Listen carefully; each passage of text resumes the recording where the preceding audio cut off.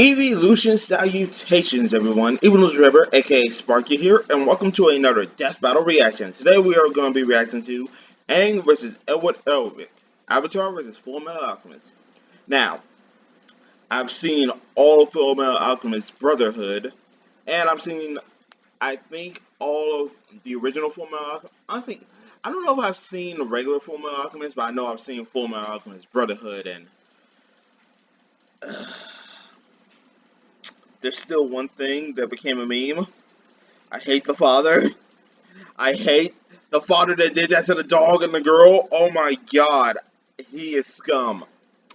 That's probably the one thing in the show I really, really hate. And if I could, I know I would beat that guy up. But as for Avatar, I've seen bits and pieces, but I've never really seen a lot of the show and everything. So for Avatar, I'm going to be going in mostly blind. I already have a prediction on who I think is going to win. So I'm just going to say this right now. I think that Aang is going to win. The reason why I'm saying this is because, well, Edward, he can make stuff using the earth and everything, but Aang controls the earth.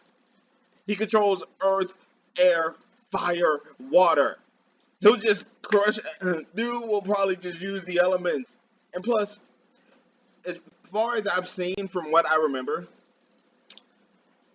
Edward can't really do anything about water and, well, he can make a wall, but he can't really control fire, water, or air with the alchemy or anything. So I'm gonna say Aang's gonna win.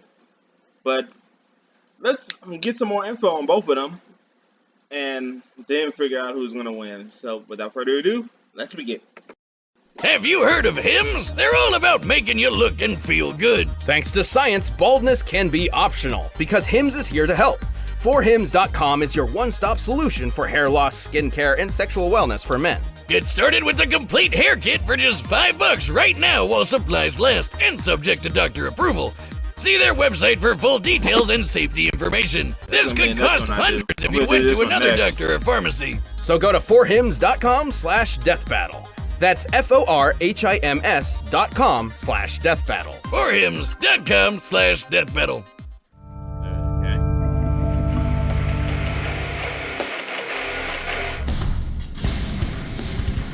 The elements make up every aspect of the world we live in, and no average person can tame them. But somehow these kids can master them with a vengeance.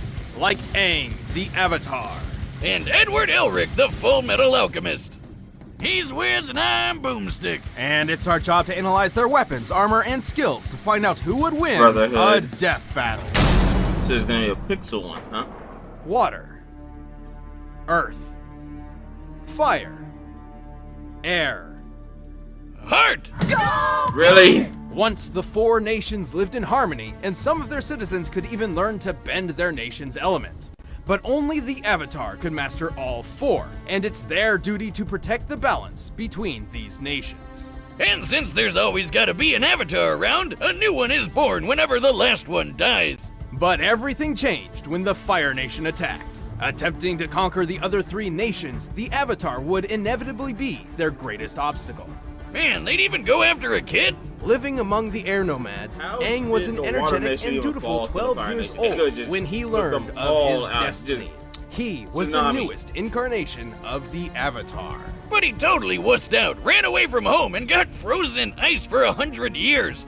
What the hell? That's not what I'd do if I found out I was an awesome elemental badass. I'd definitely find a way to make money off that. Boomstick, he's 12. But running away actually saved his life, as the Fire Nation knew the next Avatar would be an air nomad and slaughtered them all in a horrific surprise attack. But the poor kid wouldn't be stuck in ice forever. He was eventually rescued by some new friends and began his quest to learn the other elements and save the world. And as an air nomad, he can really bend the wind to his will. He can use air bending to create whirlwinds and tornadoes or slice through solid stone. And he can fly! Whee! Well, it's not exactly flying, Boomstick. What he actually does is manipulate the air currents to keep aloft. That's why he carries a glider, complete with snacks. Really? Oh, well, I'm sure that'll come in handy. Whatever, if it looks like a duck and sounds like a duck, it's a duck. Or I guess, flying avatar guy. But ducks actually can fly. Anyway, Aang can use air in pretty much every aspect of his life. Like for shields, increasing his speed, improving agility, adjusting his body temperature, and even focusing his breath to use as an attack. After he learned waterbending from Paku and Katara, Aang can make whips, knives, and literal tsunamis. Hey, I can do that too. Just give me a pool and watch this cannonball fly. No. Does that mean I'm a waterbender? Sure. Waterbenders can also manipulate steam and ice. Just like how I, the great waterbender Boomstick the Wet, will use my powers to swim through this frozen block. You Are what? you an idiot? Yep. Waterbending 101. You can be jealous. Oh wow. Wait, I'm he just is an idiot. bursting What am I with saying? envy. Bending powers, activate! Ha! Success! Like airbending, Idiot. waterbending requires a nearby source of water to use, like a pond or a filled bottle. The same goes for earthbending, which Aang learned from his mentor Toph. Earthbending is all about throwing rocks at people, and a bunch of other cool stuff, like making walls and earthquakes and causing the ground to swallow you up. Which is kinda creepy, actually. Last That but is certainly not terrifying. least, Aang learned the art of firebending from his longtime rival, Prince Zuko. Unlike the other arts, firebenders can actually create fire to use at will.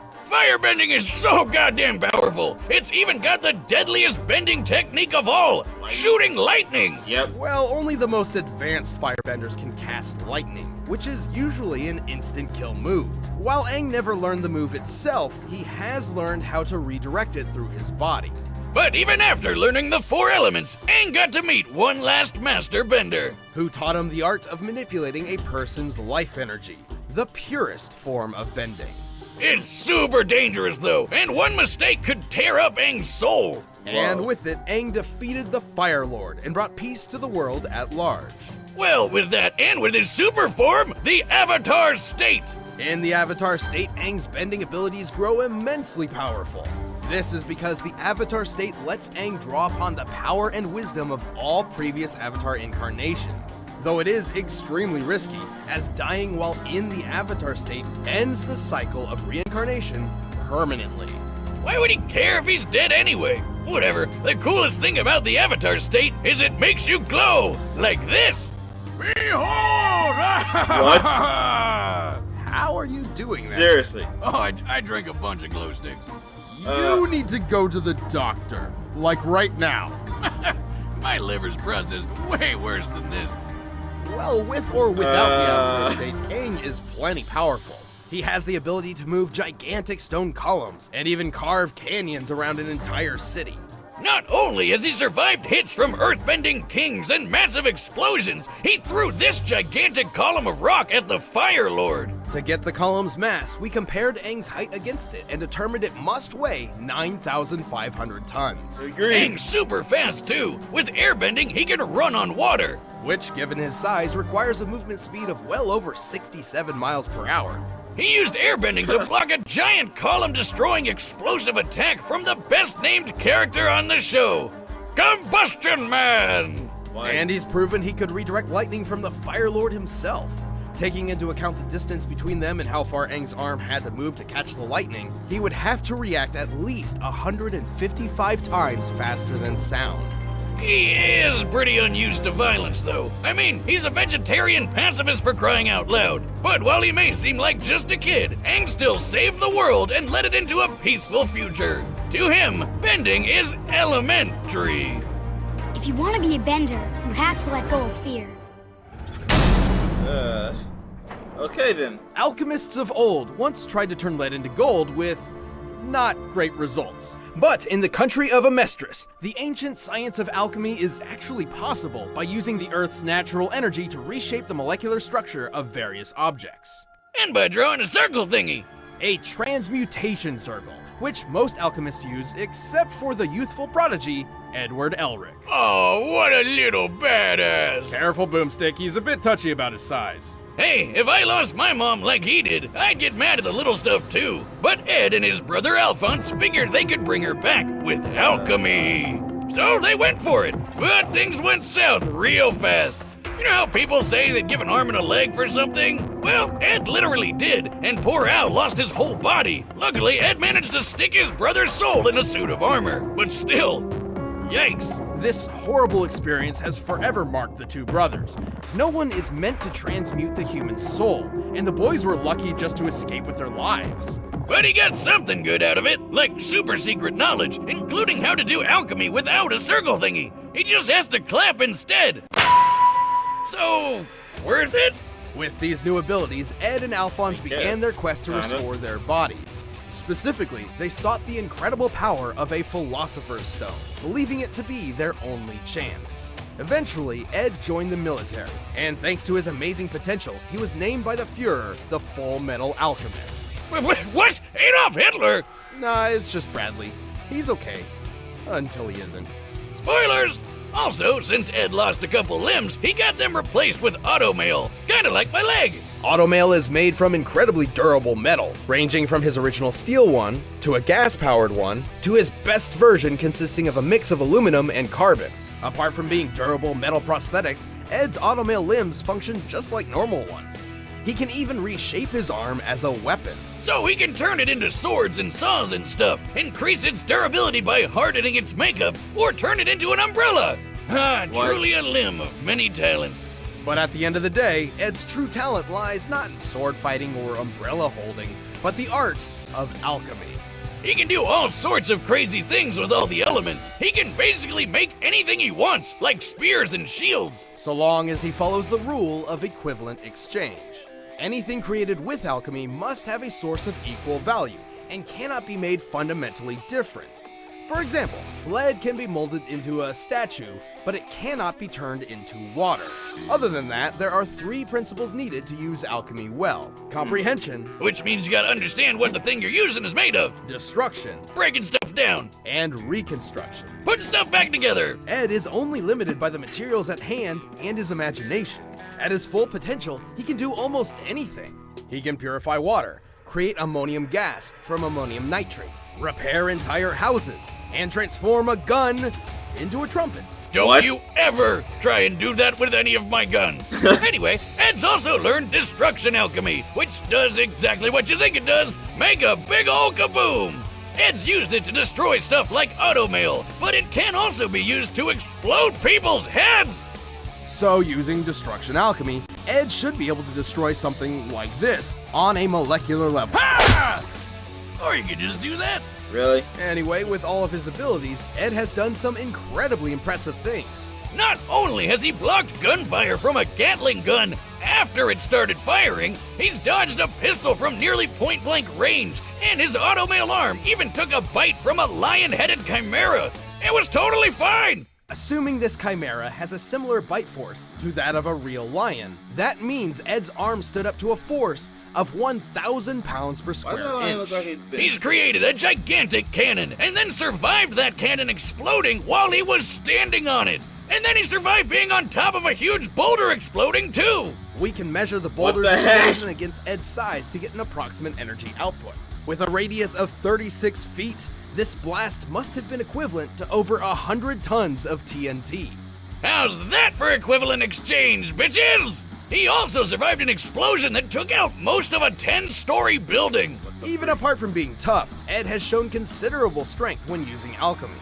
Like when he created a gigantic golem to crush his opponent. By measuring the size of the stone golem's thumb, comparing it to the size of the average human's thumb, and using that scale to estimate the size of the golem, that gives us an estimated weight of over 3,000 metric tons. All this without any Philosopher's Stone, because it turns out those things are really, really messed up. Right, Philosopher's Stones are extremely powerful and can be used in many different ways. Kimberly the Crimson Lotus Alchemist, for example, used one to create a massive explosion equal to 157 kilotons of TNT. However, it turns out that these stones are composed of imprisoned human souls. Yeah. So Ed and Al vowed to avoid them on principle. Although Ed can boost his alchemic power in a similar manner by drawing on his own life force, increasing his potential at the cost of shortening his lifespan. But that's what Ed ultimately had to learn, what it truly means to let something go. And so he found another way to revive Al's body, sacrificing his own power for the sake of family. Aw, what a nice guy! But all in all, so long as Ed knows what he's trying to transmute, he's an amazing force to be reckoned with. Now let's go home. Together.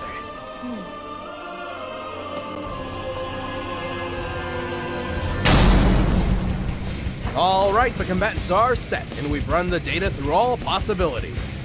But first, thanks to Blue Apron, I've become a food bender! By now, you've probably heard of Blue Apron, the lead. Okay, so I still think the winner's gonna be Aang. Now, okay, so Ed can transmutate water and everything, but well, since they don't know what it's made of, but we've never seen him do that with fire. He might have done it with water to turn water into steam or something. I don't know. I don't remember. But we've never seen him transmutate fire. Plus, yes, he can make a giant earth golem, but Aang also can manipulate earth. So I'm pretty sure Aang might be able to turn that against him. So, yeah, I'm still going with Aang. Without the hassle, try Blue Apron. Check out this week's menu and get $60 off at blueapron.com/battle. That's blueapron.com/battle. Blue Apron, a better way to cook. But right now, it's time for a death battle!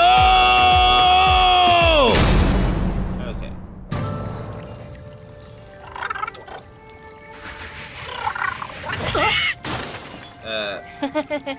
Sorry, Momo. You're just too little. Little? Who are you calling a pipsqueak, you stupid hairless kid? Nobody? I'll show you! Really, Edward?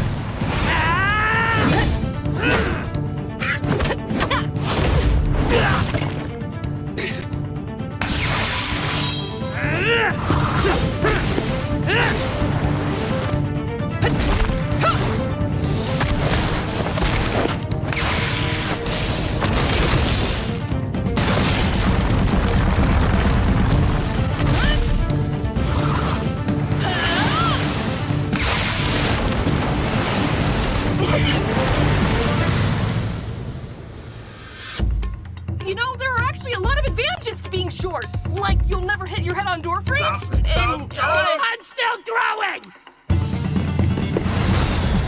Now I gotcha. Ah! Oh no! I'm sorry! A classic misdirection. That's advantage Elric! Ha! Damn it!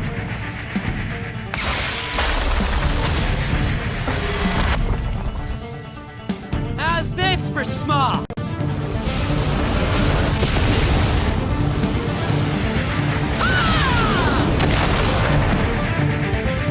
What kind of alchemy is that?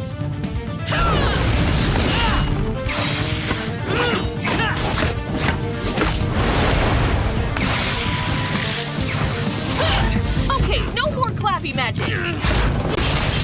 Oh! Uh-oh. Yep. No, my cabbages! I won't lose you again.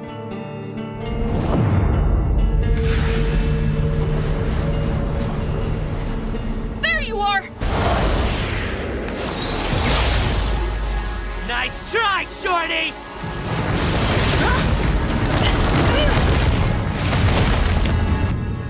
Avatar state. Whew. Can't believe that worked.